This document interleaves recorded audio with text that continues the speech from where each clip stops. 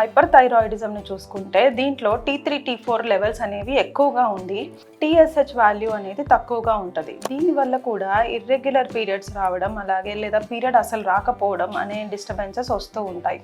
ఒకవేళ ప్రెగ్నెన్సీ వచ్చినా కానీ అది అబార్షన్స్ కానీ లేకపోతే ముందుగానే డెలివరీ అయిపోవడం ఆర్ఎల్స్ బేబీ వెయిట్ సరిగ్గా పెరగకపోవడము, మదర్కి బీపీ హైపర్ టెన్షన్ రావడము, అలాగే థైరాయిడ్ స్టామ్ అంటారు. అంటే ఒక్కొక్కసారి దీనివల్ల ప్రెగ్నెంట్ మదరు షాక్లోకి వెళ్ళే అవకాశం కూడా ఉంటుంది. అండ్ థైరాయిడ్ ఆటో యాంటీబాడీస్ అంటారు.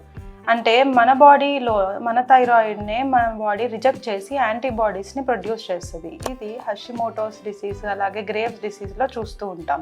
వీటి వల్ల కూడా రికరెంట్గా ప్రెగ్నెన్సీ పోవడము, అబార్షన్స్ అవ్వడము, అలాగే పిండం అనేది అతుక్కోకపోవడము, అండ్ మన థైరాయిడ్కి యాంటీబాడీస్ ప్రొడ్యూస్ చేస్తున్నట్టే అండాశయాల మీద కూడా ప్రొడ్యూస్ చేసి అండాశయాల్లోని ఎగ్ కౌంట్ని తగ్గించేస్తుంది.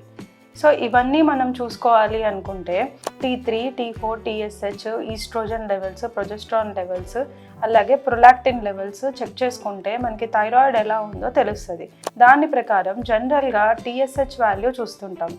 ఇది 5 వరకు నార్మల్గా తీసుకుంటాం. కానీ ప్రెగ్నెన్సీకి ట్రై చేసే ఆడవాళ్ళు లేదంటే ఇన్ఫర్టిలిటీతో బాధపడుతున్న వాళ్ళకి మాత్రం 2.5 నార్మల్గా తీసుకుంటాం. 2.5 కన్నా థైరాయిడ్ అనేది ఎక్కువగా ఉంటే వెంటనే థైరాయిడ్ టాబ్లెట్ స్టార్ట్ చేయాల్సి వస్తుంది.